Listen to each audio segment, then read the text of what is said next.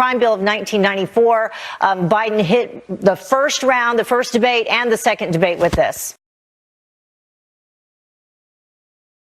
Obviously decimating to the black community and putting a lot of fathers in prison, and they do a lot of crying at the border about separation from families or separation of the family. But Joe Biden didn't care when he was separating black fathers from their children for life. We're not talking for a few years. We're talking about life sentences. And I don't know why this is shocking to anybody, because the Democrats have been screwing over the minority community ever since the KKK, Jim Crow, segregation. And so it's nothing new. I'm not surprised that they called him out for it, but I'm glad that they're standing strong and they're really debating each other, which is making Trump look better. Kathy, your take. The 1994 bill, yes, it wasn't fantastic, but that's not necessarily what the voters want. That's not what the viewers want. That's not what the public wants. With Biden, really, he shouldn't be so apologetic.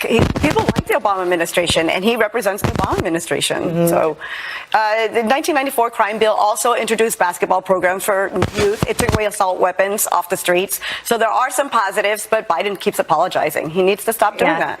Brandon, I'm going to go back to you, but first of all, let me pull up this soundbite because this was a telling moment. Tulsi Gabbard, Biden tried to do this, but he wasn't really successful, going after Kamala Harris in her time as a prosecutor. Listen to this, and I want you to respond.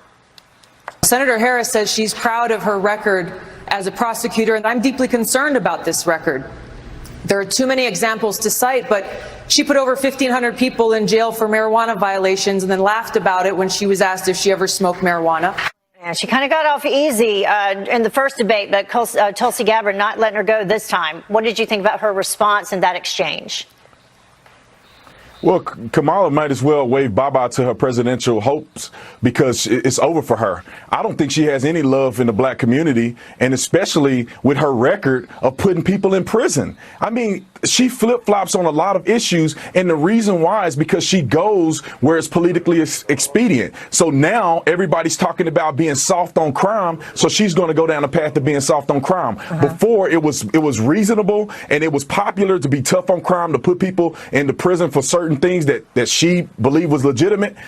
At the time it was popular, she went with it. So she's a very flip-floppy person, and I don't think she's going to win and do well at all as a president. She was very good at kind of pivoting away from from questions she didn't want to answer. Kathy, your take? Yeah, she's a prosecutor. She's going to prosecute, so she came off that way. She needs to learn from Marianne from the night before. So likable. Marianne Williamson could actually coach everyone on that stage both nights because people want to hear what did she have to say next. So she has no chance, they say, but we also said that President Trump had no chance. So we might have President specifically Marianne. with minority voters, though. Kamala Harris, what do you think?